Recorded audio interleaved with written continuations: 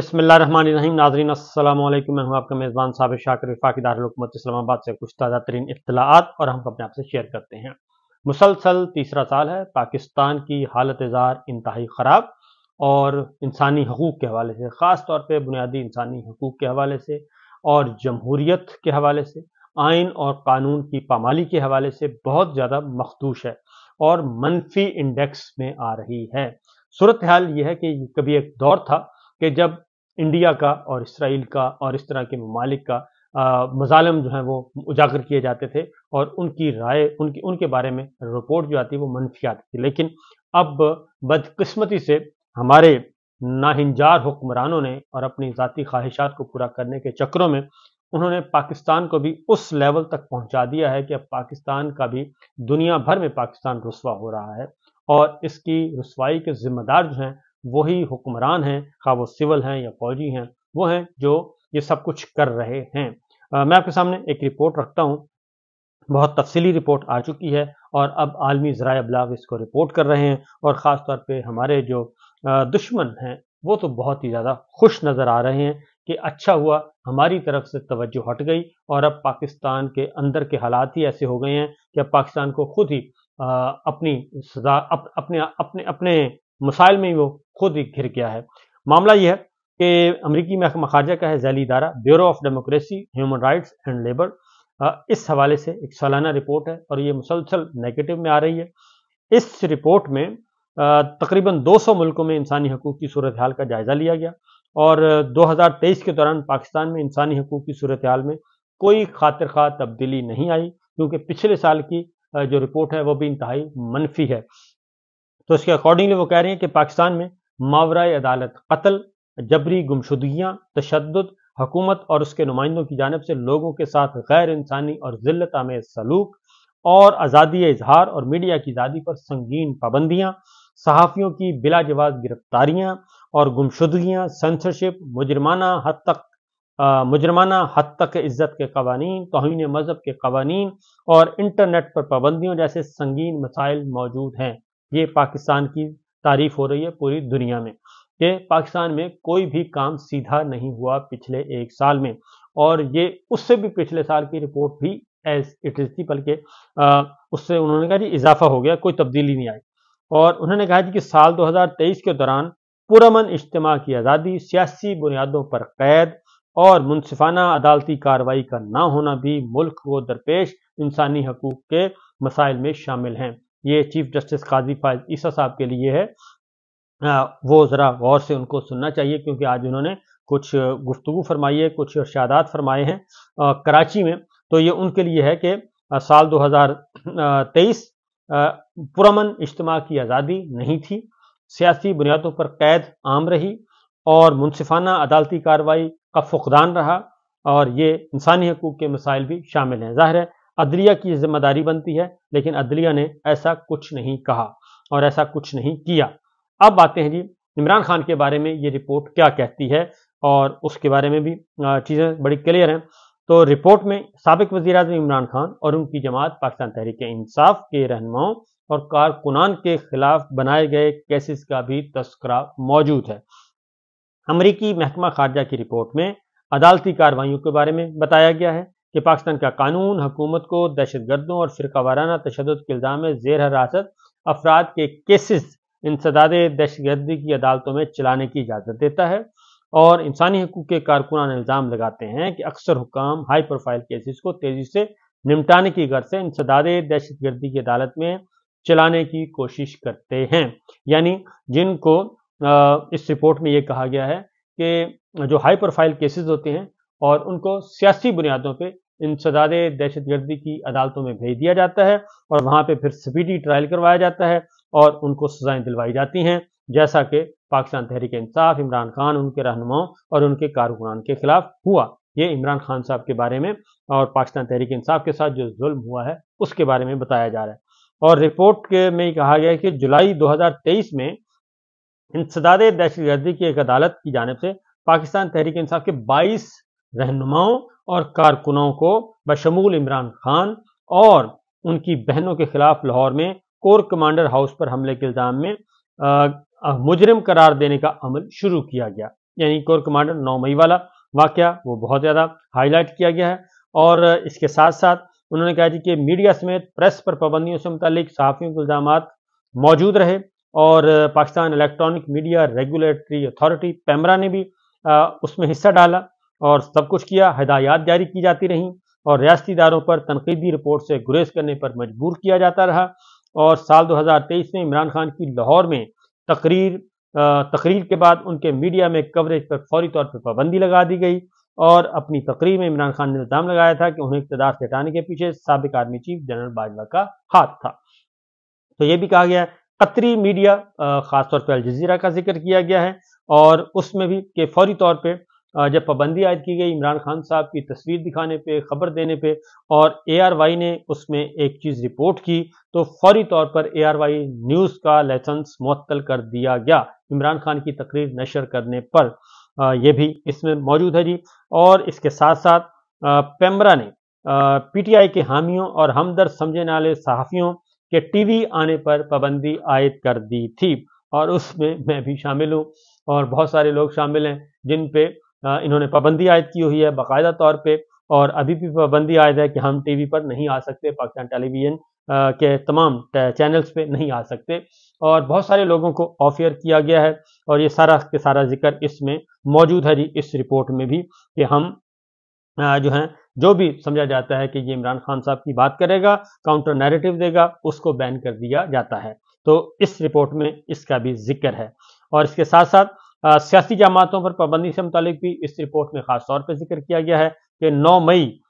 کو عمران خان کی گرفتاری کے بعد ہونے والے پرتشدد احتجاج کے بعد حکومت نے کریک ڈاؤن کا آغاز کیا، اور کرتے ہوئے ہزاروں مظاہرین بشمول پی ٹی آئی کارکنان اور صحافیوں کو گرفتار کیا، اور اس کے بعد متعدد پی ٹی آئی رہنما پابند سلاسل ہیں، اور مختلف اوقات میں کچھ کو رہا کر دیا گیا، کچھ ابھی بھی اندر ہیں۔ 9 مئی کے واقعات میں ملوث افراد کے خلاف فوجی عدالتوں میں مقدمے چلائے جا رہے ہیں، اور یہ بھی اس میں ذکر کیا گیا ہے جی، اور یہ تو اور اس کے ساتھ ساتھ جلسے جلوسوں پر پابندی ہے، پاکستان تحریک انصاف پہ مکمل طور پہ پابندی ہے، اور عدالتوں سے ضمانتیں ملنے کے باوجود پاکستان تحریک انصاف کے کارکنان کو، رہنماؤں کو، صحافیوں کو گرفتار کیا گیا اور گرفتار کیا جاتا ہے۔ تو یہ ایک آئینہ ہے جو پاکستان کی حکومت کو دکھایا گیا ہے، اور اصل افسوسناک مسئلہ یہ ہے کہ ہم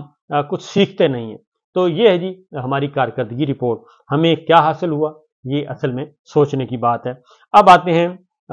چیف جسٹس صاحب جو ہیں وہ اب یہ دیکھیں کہ یہ واقعہ جو ہے، یہ 6 ججز والا خط جو ہے یہ اس کے بعد کا ہے، تو یہ سارا کچھ کیا جا رہا ہے، لیکن ہمارے پاس اس کی کوئی ہماری حکومت کے پاس، ہمارے مقتدر ادارے جو ہیں طاقتور حلقے، ان کے پاس بھی اس کا کوئی جواز، کوئی رپورٹ نہیں ہے۔ تو سچویشن اس وقت یہ چل رہی ہے جی۔ اس کے ساتھ ساتھ ایک اور خبر بھی آپ کو دے دوں کہ آج کچھ دیر کے بعد جی، بلکہ آج جمعۃ المبارک، اور آج بہت بڑا احتجاج کیا جانا ہے پورے ملک بھر میں پاکستان تحریک انصاف کی طرف سے، اور خیبر پختونخوا اس کا مرکز و محور ہوگا، جبکہ تمام MPAs MNAs کو کہا گیا ہے کہ ملک گیر احتجاج کیا جائے۔ اس میں 2-3 معاملات ہیں۔ نمبر 1 یہ کہ جو الیکشن دھاندلی ہوئی ہے، ضمنی الیکشن، وہ بھی چوری کیا گیا ہے، اس کے بارے میں، پھر فوجی عدالتوں میں سیولینز کا جو ٹرائل کیا جا رہا ہے اس کے بارے میں بھی، اور آج ملک گیر احتجاج ہوگا۔ اور عمران خان صاحب سے ملاقات کر کے گئے تھے علی امین گنڈا پور، آج انہوں نے آج اظہار خیال کیا ہے، کیونکہ پاکستان تحریک انصاف کے بنے ہوئے ہو گئے ہیں جی 28 سال، اور ان 28 سالوں میں پاکستان تحریک انصاف ایک پوری ملک گیر جماعت بن گئی ہے، طاقتور ترین جماعت بن گئی ہے، پاپولر جماعت ہے، اور اگر یہ الیکشن کے نتائج چوری نہ کیے جاتے اور ڈاکہ نہ ڈالا جاتا مینڈیٹ پہ، تو آج پاکستان تحریک انصاف ملک بھر میں اس کی حکومت ہونی تھی۔ اس کی حکومت خیبر پختونخوا میں بھی ہونی تھی، پنجاب میں بھی ہونی تھی، مرکز میں بھی ہونی تھی، اور بلوچستان میں بھی ہونی تھی۔ یہ 3 جگہ پہ ان کی حکومت ہونی تھی، لیکن بدقسمتی سے ایسا نہیں ہو سکا، کیونکہ سچویشن جو ہے وہ تبدیل کرنے کی کوشش۔ خیبر پختونخوا میں بھی حکومت ہوتی، بلکہ 4 جگہوں میں، 4 صوبوں میں ان کی حکومت، 3 صوبوں میں اور ایک مرکز میں ان کی حکومت ہونی تھی۔ تو یہ تو معاملات کی چل رہے ہیں۔ دوسری جانب پاکستان تحریک انصاف کے ابھی بھی یہ جو امریکی محکمہ خارجہ کی رپورٹ آئی ہے تو اس کے منفی اثرات مرتب ہوں گے، اور یہی وجہ ہے کہ ہم نے لاسٹ ایئر اقوام متحدہ میں ہمیں بہت سختی کا سامنا کرنا پڑا پاکستان کو، جب پاکستان نے اسرائیل کا ذکر کیا اور اسرائیل میں بنیادی انسانی حقوق کی خلاف ورزیوں کا ذکر کیا، تو ان کے نمائندے نے ہمارے نمائندے کو یہ کہہ کر چپ کروا دیا کہ آپ اپنے ملک میں جائیں اور اپنے ملک میں جا کے اپنے حالات کا جائزہ لیں اور اپنا ملک پہلے سیدھا کریں وہاں پہ کیا ہو رہا ہے۔ یہ تو سچویشن ہمارے سامنے، لیکن چیف جسٹس آف پاکستان جناب قاضی فائز عیسیٰ صاحب جو ہیں وہ یہ باتیں ماننے کے لیے تیار نہیں ہیں۔ 6 ججز خط لکھ چکے ہیں، وہ یہ کہتے ہیں کہ مجھے تو ایک بھی ہائی کورٹ کے جج نے کبھی نہیں کہا کہ مجھ پہ پریشر ہے، اور میں جب سے چیف جسٹس بنا ہوں تو مجھے تو کسی نے نہیں کہا کہ مجھے تو کسی نے دباؤ میں نہیں ڈالا۔ تو سوال یہ پیدا ہوتا ہے کہ انہوں نے کہا کہ یہ جو 6 ججز نے خط لکھا ہے یہ سارے واقعات میرے چیف جسٹس بننے سے پہلے کے ہیں۔ تو جناب یہ واقعات بننے سے پہلے کے نہیں ہیں۔ عمران خان صاحب کو جو سزائیں سنائی گئی ہیں، شاہ محمود قریشی صاحب کو، وہ سزائیں آپ ہی کے ہوتے ہوئے سنائی گئی ہیں۔ آپ کیسے کہہ سکتے ہیں؟ آپ کے ہوتے ہوئے ہی یہ سب کچھ ہوا ہے، آپ کے ہوتے ہوئے ہی ان کو جیل ٹرائل کیا گیا، آپ کے ہوتے ہوئے ہی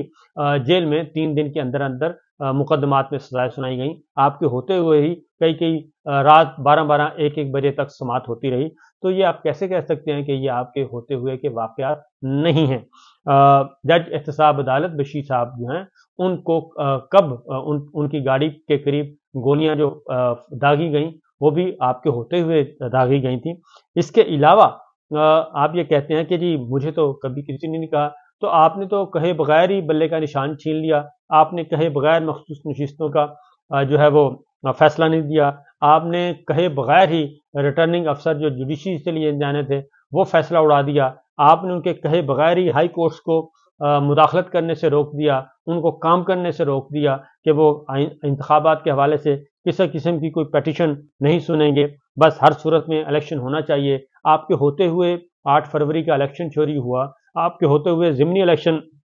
چوری ہوا، تو یہ تو آپ کے ہوتے ہوئے کے واقعات ہیں۔ تو آپ یہ کیسے کہہ سکتے ہیں کہ یہ آپ کے ہوتے ہوئے کے واقعات نہیں ہیں؟ تو یہ سچویشن جناب۔ دوسری جانب پاکستان کی قسمت دیکھیں کہ اس وقت پاکستان کو ایک ایکٹر چیف منسٹر ملی ہوئی ہیں، فارم 47 کی وزیر اعلیٰ ہیں، لیکن وہ ایکٹنگ بہت اچھی کر رہی ہیں، کبھی ٹک ٹاک پہ ہوتی ہیں، کبھی وہ انسٹاگرام پہ ہوتی ہیں، تو اب تو وہ باقاعدہ طور پہ ایکٹنگ کرنا شروع کر دی ہے، کیونکہ ایکٹنگ اسے کہتے ہیں کہ وہ مختلف روپ دھار لے، کبھی روٹی بنانے والا، کبھی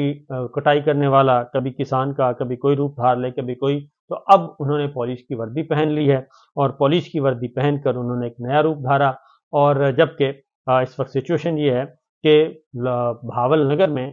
پولیس والوں کو مار مار کے انہوں نے الو بنا دیا ہمارے فوجی بھائیوں نے، لیکن اس کے ساتھ تو کسی قسم کی کوئی یکجہتی یا کوئی اظہار ہمدردی نہیں کیا وزیر اعلیٰ صاحبہ نے فارم 47 کی۔ تو لیکن انہوں نے یہ ضرور کیا کہ سپاہی پولیس کی وردی پہنی اور پاسنگ آؤٹ پریڈ میں گئیں، اور پھر انہوں نے کہا کہ میں ایک آگ کا دریا عبور کر کے یہ اس منزل پر پہنچی ہوں۔ تو بہرحال ہم یہی کہہ سکتے ہیں کہ اللہ تعالیٰ ان کو عقل دے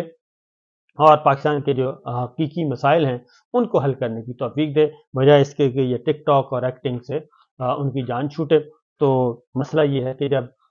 کوئی کام ہو، اچھا منشور ہو، تو پھر منشور سے ہی فرصت نہیں ملتی۔ اگر مینیفیسٹو ہی نہیں ہے تو بس ایک اچانک فارم 47 مل گیا تو پھر تو یہی کچھ ہی ہوتا ہے۔ اجازت دیجیے، اللہ حافظ۔